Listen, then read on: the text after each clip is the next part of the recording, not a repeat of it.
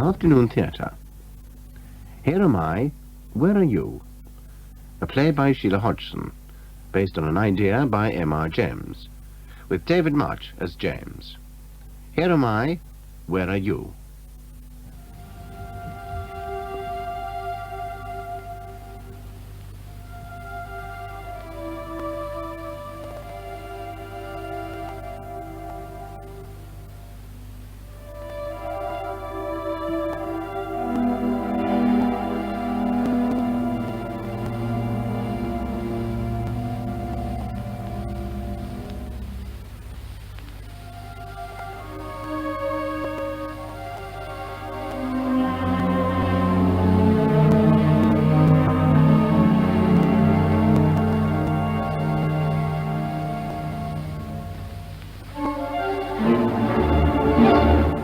Life is a most wasteful business.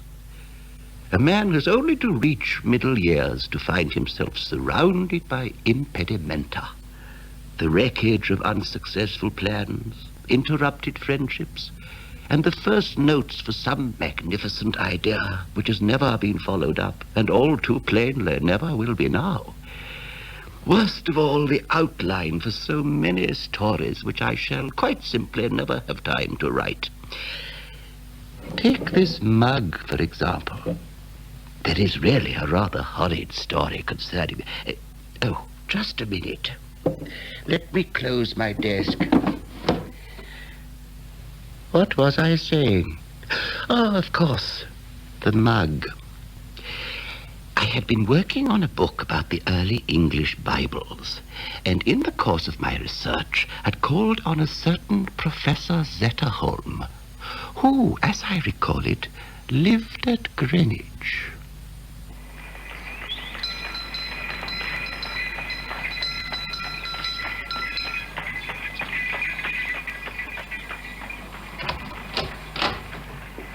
Good morning, sir. Good morning. I have an appointment with Professor Zetterholm. My name is Dr. James. Oh, thank goodness. Oh, do come in, Doctor. I said it was high time he did something. I told Cook if he doesn't do something, I'm a good mind to speak to the law. Wicked it is, and it's against nature, too. Now, will you see the child straight away? I beg your pardon? You are a doctor. I am the Provost of Kings, madam. I am Montague James, and I have an appointment. Oh, you're not a real doctor, then? Oh, dear, that's a terrible disappointment. Oh, well, you better come in, I suppose. Thank you. Now, follow me. And be careful, sir, in case there's a tripwire across the hall. Bless my soul. Just a minute, my dear lady. I cannot have heard you correctly. Well, I hope I didn't offend you, sir, but it was a natural mistake under the circumstances. Oh, dear. Old Cook will be upset when I tell her. Now, will you wait in here, please? She left me in an oak-panelled room, furnished with squat leather armchairs and a vast quantity of books. I walked over to examine these, and was startled to hear a violent scream from the other side of the wall. No! I hate you! You're a devil! A beastly, smelly, mouldering old devil! Come here, Daniel! Don't! Come catch me! Come catch me! Ah! There followed a crash, as if some heavy object had struck the floor. And then silence. To say I felt surprised would be a considerable understatement. When visiting a distinguished man of letters, one does not generally expect... Well, yes? Who are you? Professor Zetterholm? What is it? What do you want? I wrote to you, sir. Montague James. You did me the honor of suggesting... Ah, you're that fellow from Cambridge. Yes. I've heard about you. Quite a reputation. All right. Sit down. I've got half an hour I can give you before my lunch. You invited me to lunch. Eh? Oh, damn. Oh, never mind. I expect the chair can be mended. I beg your pardon. Oh, sit down for heaven's sake. What's the matter? Oh, I suppose I'd better apologize for my appearance. I hope I had not been staring, but really, the professor's appearance did call for some explanation. The sleeve of his jacket had been torn, the tie twisted round and lay beneath his right ear. while a peanut seemed to be entangled in his pale, gingery hair. As time might be short, I began to explain the purpose of my visit. I wanted to examine the Red Book of I, a Saxon manuscript he had in his collection. In the middle of displaying this treasure, he looked at me sharply and said, Write ghost stories, don't you? Why, yes, I have had some small success. Extraordinary thing for an adult man to do. He blinked, evidently feeling that I ranked in curiosity second only to the Red Book of I. He reached up and produced that remarkable document. The parchment appeared to be stained with seawater. While I made notes and struggled to decipher the archaic Latin, he suddenly leant across and hissed. You know the legend, of course. Yes, You do. it belonged, I believe, to the monks of Dunwich, who lost their monastery when the tide swallowed up the land in 800 AD. How did you come by it? It's a rare treasure. I have my methods, sir.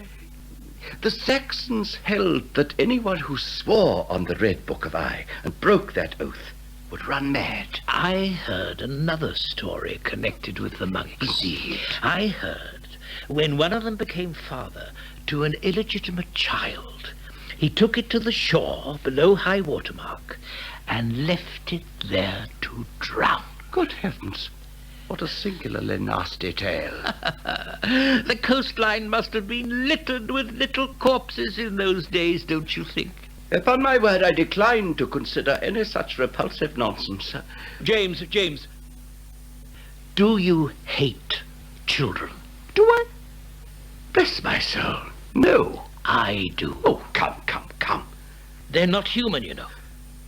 Sly, malicious animals. Good heavens. I have had a grave misfortune, you know. My sister and her husband were recently killed in a railroad accident. Oh, dear me, I am exceedingly sorry. She married a Canadian, against my advice. I need hardly say. As a result, there are no relations in this country. There is no one to be responsible for the repellent son but me. I have had to take Paul Mallory into my own home. I've had to accept a child of 10 years old. Can you imagine what it means? Ah. Oh, what the devil is this? Whatever is that? To my astonishment, there appeared at the window a masked face. A black object which grinned and bobbed, while two hands made derisive gestures. Fairly shrieking with rage, Professor Zetterholm threw up the window and hauled the figure inside. Wretch! Monster! Take off that mask. No! Apologize at once, you little devil. Shan't. You were frightened. Get out! What's that silly old book? If you dare to touch that book. The book? Oh, yes, the book. Do you want to look at the book, Paul? Can I? Of course. Take it. Hold it tight. That's right. It's a remarkable book, Paul. It belonged to some very learned monks in the 9th century. Oh. They put a curse on it. Do you know what a curse is?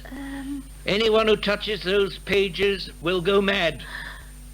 Slowly, of course. His brain will rot. He'll see horrible visions, and finally...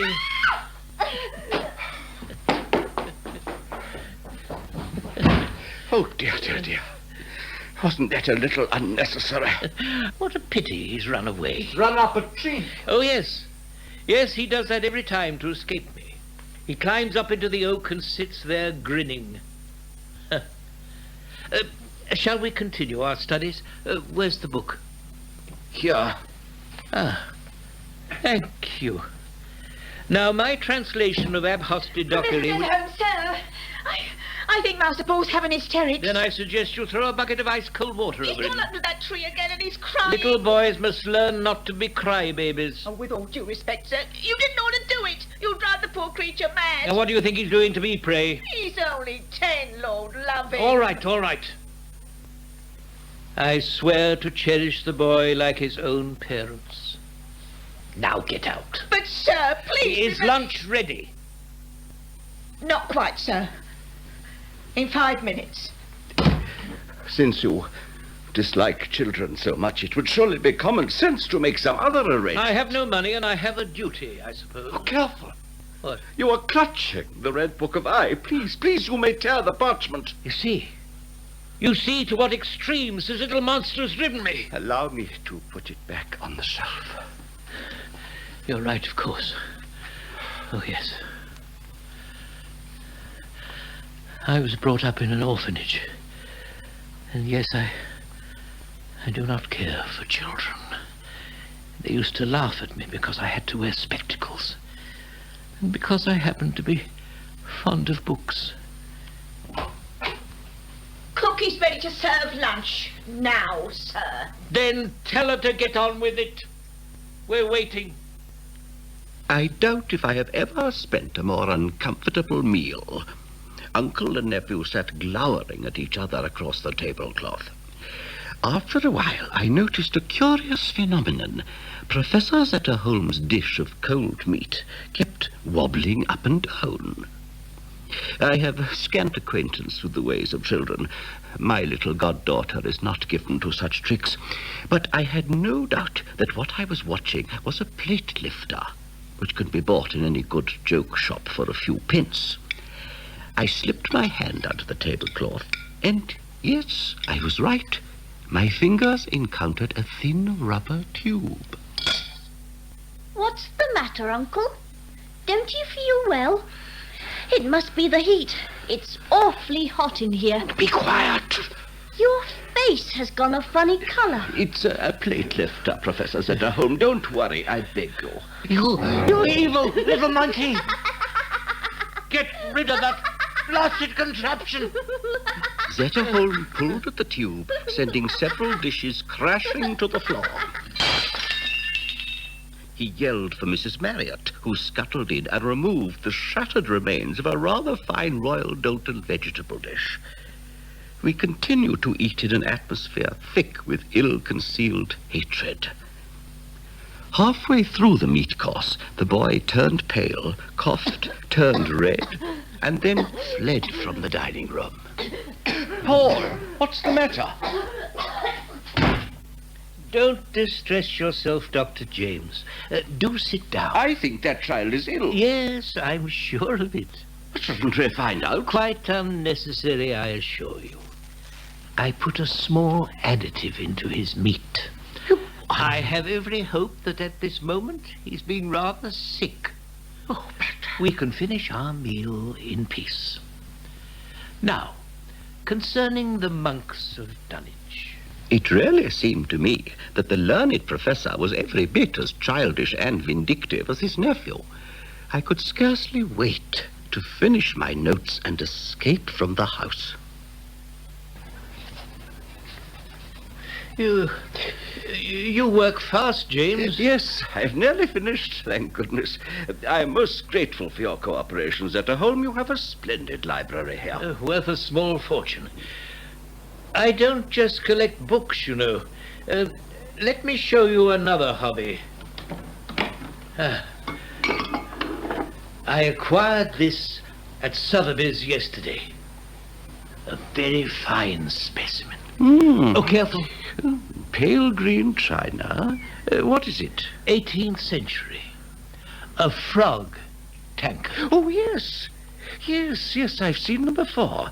There's a small carved frog inside, isn't there? Mm-hmm. Ah, yes, I thought so. The idea being that when you fancied you saw the creature move, you had had enough to drink. You don't think the frog actually moved? My dear fellow, how could it? The frog is made of nothing but clay, a combination of chemical matter. Yet a man moves, and he's nothing but a combination of chemicals? Rubbish! I beg your pardon, how very rude of me. You ignore the spirit. Not at all. I merely ask you, sir, if the spirit moves one, why not the other? I can see no logical reason. By God! Zetterholm. The tankard! It's gone! That damnable child! And indeed, while we had been engaged in these rather specious arguments, Paul had leant in through the window and taken the tankard from the sill where I had placed it. I could see him running away across the grass. Zetterholm gave a positive bellow of fury, and to my astonishment, for he must have been at least 70, leapt through the open window and set off in frantic pursuit. I followed at a more leisurely pace, and via the door. I caught up with him at the far end of the garden. He's in there. What's this? Some kind of maze? Come out! I'll skin you alive, you poisonous little thief! Come out! I know where you are. I'll find you. I warn you for the last time. I'll get you. And my God, when I do... And he disappeared behind the laurel bushes. I entered the labyrinth myself. I don't know what previous owner had designed the thing. It clearly held no interest for the professor, and had been suffered to turn into a monstrous tangle of uncut hedges, a crisscross pattern of choked and dusty paths. I found him in a cul-de-sac, scarlet in the face, and breathing with difficulty. Where is he? I'll strangle the boy once I get my hands on him. Here I am. Over there, quick! My dear sir, do calm yourself. Zetterholm, you cannot possibly claw your way through a privet hedge. Stop it, my dear fellow. Oh, don't. Well, he's there. Help me. I refuse to do anything of the sort. Oh, be reasonable. Bless my soul, what are you thinking of? Let me get through. Nonsense. Even if you succeed in breaking a hole, which strikes me as exceedingly unlikely, the child will have gone long before you can climb through to the other side. I mean no disrespect, but you are not young, sir, and neither am I. In the name of sanity, let us rest. Forgive me. I apologize. I'm not myself. It is, if I may say so, a grave mistake to become so excited over trifles. What's that? Trifles? He's got my precious frog tankard. Which he will certainly drop and break if you continue to pursue him in this headlong fashion. He destroyed my essay on St. Wolfram, deliberately poured ink across it. He mixed the pages of my index. It'll take days to repair the damage. And he sits high in that oak branch, mocking me. I see, yes. Good heavens, you had better make some other arrangement for your nephew, whatever it may cost. This manifestly cannot go on. I've always detested children. Listen. Where are you? He's in the center of the maze. We'll catch him. You take that path. I'll take the other. Oh, hurry, hurry. Zetterholm! Zetterholm, do come back! There is utterly no point. Oh, bless my soul. And I came here to work.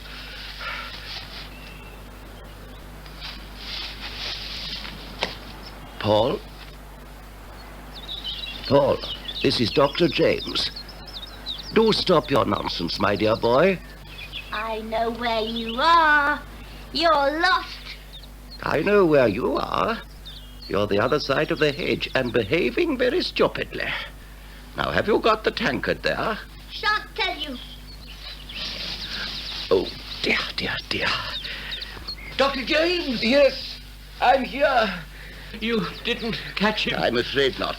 Oh, hell and damnation! Oh, confound the place. It is certainly highly confounding. I have rarely lost my sense of direction so completely. Oh, I see you have a sundial in the middle. What does it say? Lente, lente, currite, noctis equi. Slowly, slowly gallop the horses of the night. Good heavens, a slightly threatening inscription. Yes. Curious. The inscription is fairly modern, you know. It has obviously been carved on the base at a later date. The sundial, on the other hand, is very old indeed. Bless my soul.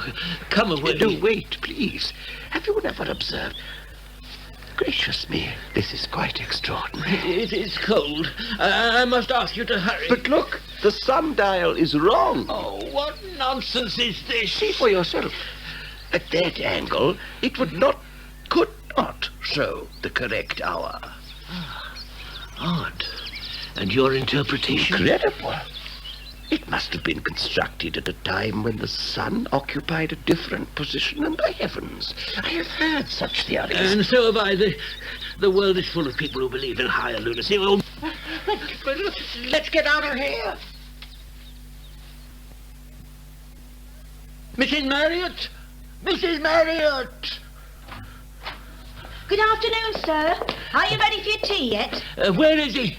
Bring him out. I beg your pardon, sir. The boy. Oh, is Master Paul in the house? I'd no idea. I'll find him. Where are you, Paul? Has there been some trouble, sir? Nothing serious, I assure you. Oh, gracious. It's very unsettling. They don't understand each other, I'm afraid. I mean, the Master and Master Paul, they don't see eye to eye, if you follow me. With which masterpiece of understatement, she picked up her skirts and fled. I entered the library, sat against the window, and endeavored to compose my thoughts. But I defy anybody to concentrate whilst the house about him reverberates with shrieks, yells, and curses, stamping feet, slamming doors, and female weeping. From my vantage point, I presently beheld a tableau vivant. Master Paul came rushing out of the front entrance, followed by Zetterholm brandishing a heavy stick. The child fled across the lawn, making for his favorite tree, squealing derisively as he went. He teetered like a monkey, grabbed the swaying bough above his head, sprang forward, and... Dear God! Oh, no. No, no. Oh, what's happened? The boy has fallen. Oh, is he hurt? I very much fear... Oh, I knew it. Oh, my poor lamb. Oh, is he bad? Is he in pain? Run, Emily, run and fetch the doctor. He was not in pain, that at least. He lay bent at the foot of the great oak, his small body twisted into a strange, doll-like position. And he was dead. I left the house as soon as I decently could. I left them sending messages for the doctor, the local priest, and I know not what superfluous figures of authority, all of whom would manifestly arrive too late. I left them, yet out of all that confusion, one picture remained in my mind's eye. With horrid clarity, I saw Paul lying dead on the ground, whilst his uncle stood motionless beside him, leaning on his stick and smiling. For my part, I returned to Cambridge. You're glad to be back then? Most heartily. A terrible experience, Guthrie. I entertain the gravest doubts of that man's sanity. And so do I. Good Lord, why in heaven's name should he torment a child? Oh, the dark springs of human behavior, my dear fellow. I've seen at Eton the white face of some little boy bullied by his classmates, and I have wondered what foundations are being laid in that mind, what trouble is being prepared at a later date for somebody else. Excuse me, sir. There's a Professor Zetterholm asking for you. I beg your pardon. Well, he's downstairs, sir. He seems very anxious to see you, sir. Tell Professor Zetterholm that I regret pressure of work. No. Confound it, I can't say that. He's come all the way from London. Oh, you'd better send him in. Yes, sir. I'll go. No. If you value our friendship, my dear Guthrie, you will stay precisely where you are. I shall find it in very poor taste if you dare to... Professor Zetterholm, sir. My dear Zetterholm, this is an unexpected pleasure. You're in Cambridge on business. Yes, not precisely. May I introduce Mr. Anstey Guthrie, Professor Zetterholm? How do you do, sir? I've heard of you, of course. Oh, indeed, in what context? I have been telling Mr. Guthrie of your famous library, your other antiques, the frog tankard, and, of course, the recent appalling tragedy. May I offer you my profound sympathy, sir? A terrible calamity. Yes, it is, and how in the name of hell is it happening? I beg your pardon. He is buried. Professor Zetterholm, I feel for you. You blame yourself, no doubt, but the past, unfortunately, cannot be recalled. Exactly. It is not possible. I saw the coffin lowered myself, and the earth dropped down. I must advise you not to dwell on such a melancholy subject. If it's on your mind, sir, you could see a priest. Exorcism, you mean? No, I thought he might be able to comfort you. Is there a religious ceremony? Do you know any suitable clergyman? But I understood you had been present at the funeral. You find me absurd. Yes, you're right. And it could all be imagination. But tell me this. Do you, a man of some experience and learning, do you believe an inanimate object can move? Oh, dear me. Or you, sir. What's your name, Guthrie? I shouldn't care to commit myself. There is a German theory, poltergeists, don't they call them? My dear fellow, you have evidently got some distressing problem on your mind. It is quite impossible to comment without knowing the full story. Now, if you would care to give us the details. No. What's the point? Anyway, I refuse to believe it. You were speaking of poltergeists. You'd laugh at me.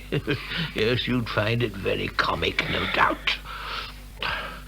Good day, Dr. Professor Zetterholm, I do assure you, neither of us would be so ill-mannered as to laugh. And since you have travelled all the way up to Cambridge to speak to me, you really cannot go without explaining. You can, you know. Oh, dear. What's the matter with the fellow? Hang it, what an extraordinary way to behave. There he goes, striding across the quad. Yes.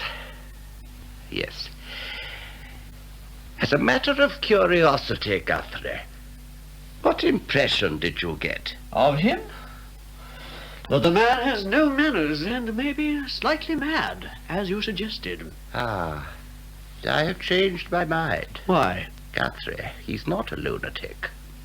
Do you know, I get the impression that Professor Zetterholm is very, very frightened. Come in. The post, sir. Oh, thank you. Just put the letters on that table, will you? Sir. All right. The man did seem distinctly nervous. But why on earth? Yes, since he will not tell us, we are unlikely to find out. Bless my soul, how very odd. Bad news? No, I simply happened to notice the postmark on this letter. It comes from Greenwich.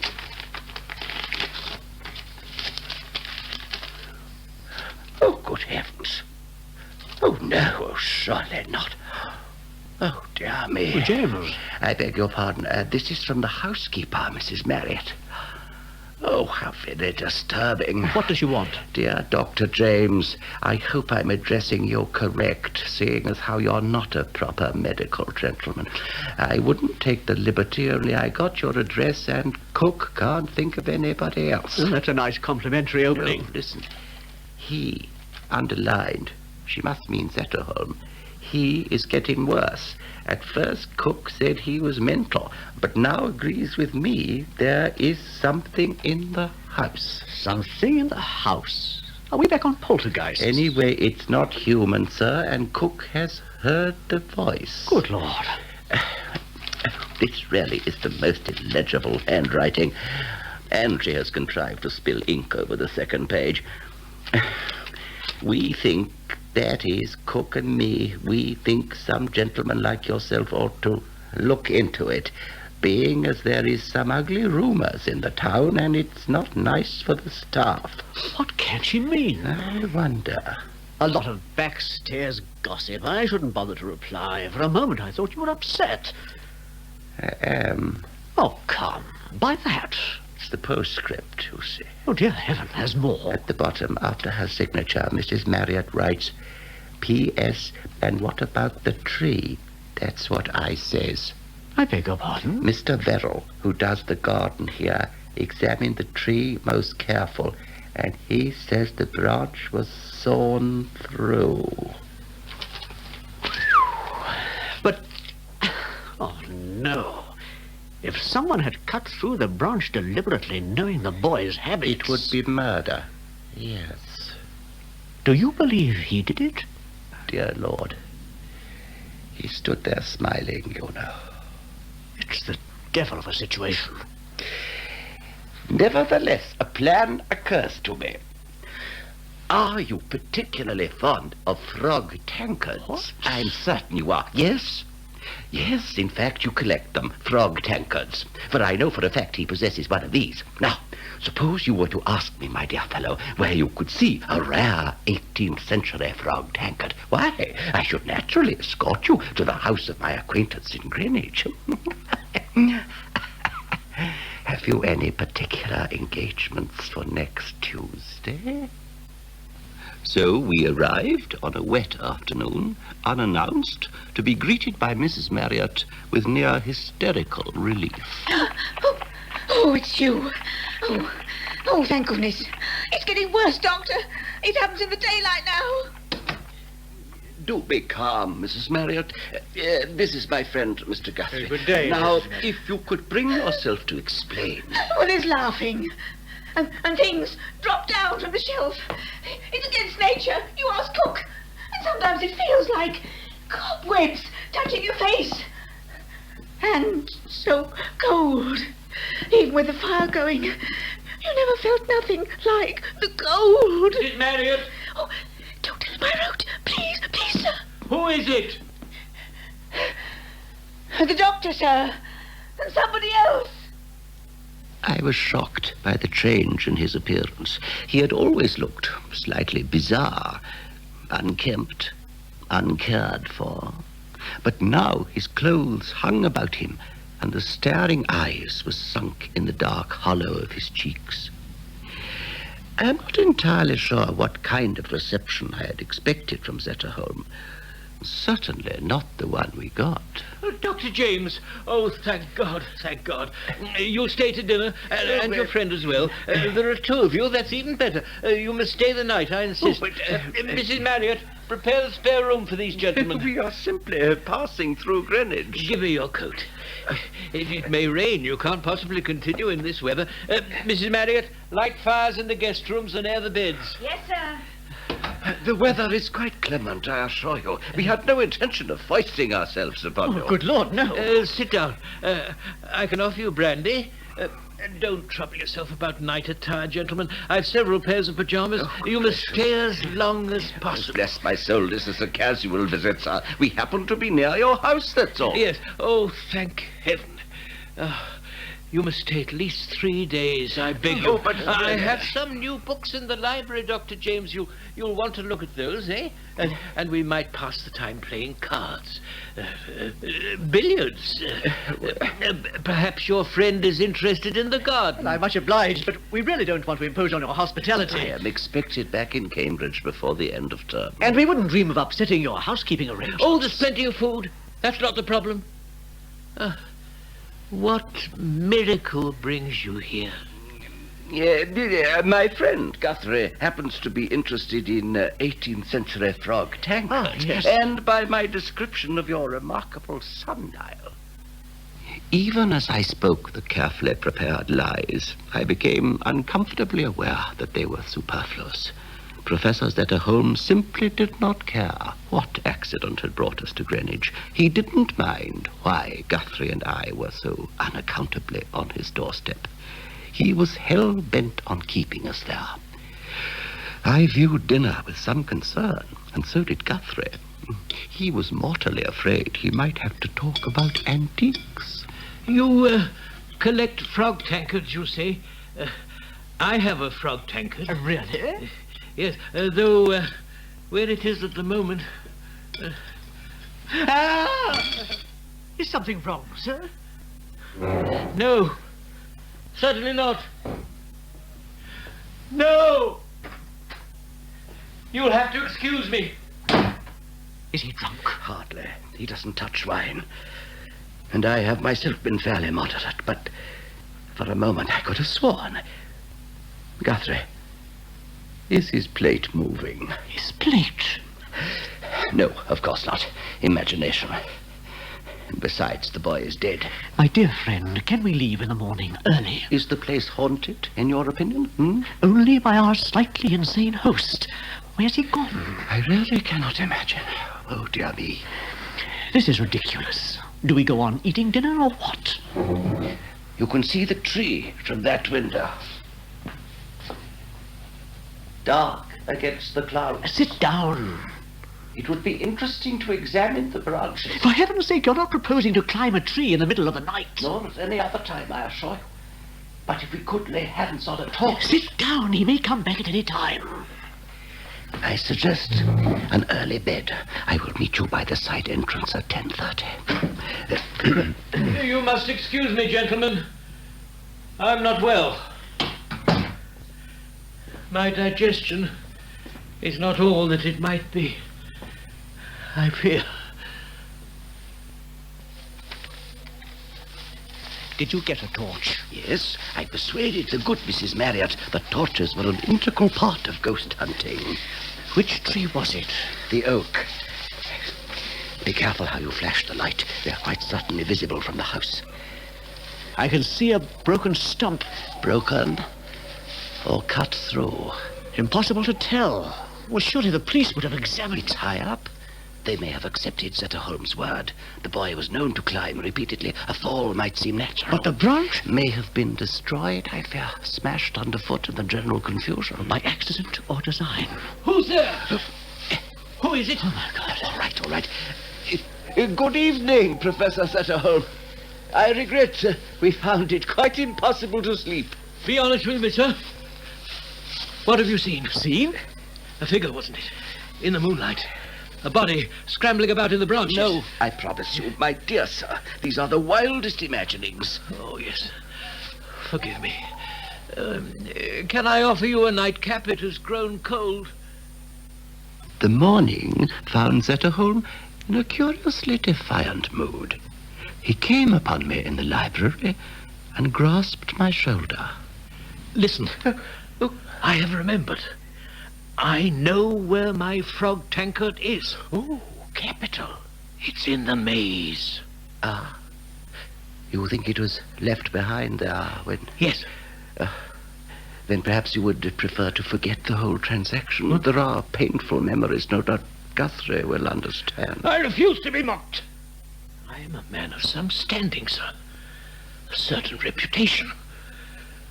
So-called manifestations cannot affect... cannot touch anyone with pretensions to intelligence. Quite. So, perhaps you'll come with me. Into the maze? I dislike wasting time. It would be stupid to get lost again. And your friend... Oh, yes. Nothing can happen if there are three of us. Can it? What an extraordinary place. Come. You must have visited Hampton Court. Yes, but that's in good order. This seems terribly overgrown. I've no interest in such things. Can we be quick? It's growing dark. It's odd. The skies were clear enough when we started. There's a storm coming up. Where do you think the tankard was left, Professor? Forgive me, but it does seem rather careless. A valuable antique. Oh, there are reasons, but please hurry. Don't press him yet. Keep back a minute. Listen.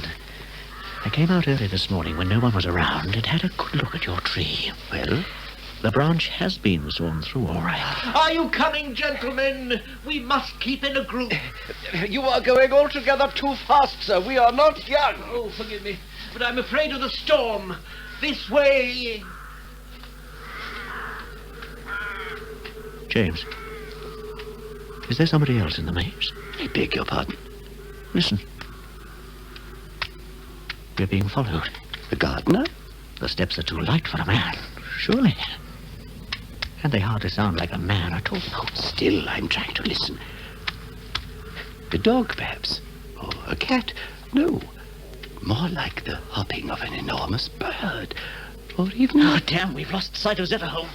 He went round that corner. We'd better run. Yes. Oh, blast! Which way has he gone? Left or right? Zetterholm? Over here. It's all right. I found the frog tank. Oh, thank goodness, because here comes the rain. I'll make for the exit. Professor! What was that? Hurry, we shall be soaked. Listen. It's nothing. It's only a frog. Yes, of course, a frog. That's it, a frog. Well, which way now? I'm not sure. Professor! Oh, dear God, what has happened? Professor! He's quite near. He must be. Is this path? No, stop. It's this one. I'm sure of it. Well, where are you? Come back. He's over there. No, he isn't, Guthrie. He's behind those hedges. But break your heads down. You can't. It's too thick. Try the left path. No, that goes back to the exit. Oh, God, I can't stand it screaming. You've got to do something. Do something. Oh, goodness Stop the gracious. noise. Where are you? Where are you, Professor? Professor. But when finally we found Professor Zetterholm, there was nothing we could do for him. He lay in the center of the maze. He had had, I believe, a heart attack, or so the doctors told us. In any event, he was dead. The frog tankard lay where he had dropped it, a little distance from the body. I brought the object away for certain private reasons. I think it wiser not to tell you. There is no point in needlessly alarming my audience. But I confess the two small points have always puzzled me. The heart attack, for instance. I shouldn't dream of disagreeing with the experts. Only, you see, none of them mentioned the curious thin scratches on the man's neck, as if made by a claw. And then there's the frog tankard. It was definitely a frog tankard when I first saw it, and as such moderately valuable. It is now simply a china mug in a rather disagreeable shade of green. There is nothing inside it, save for a little roughness where some object appears to have broken off. Well, Zetterholm may or may not have died of heart failure. One thing is certain. A frog tankard without the frog is of no interest to anybody.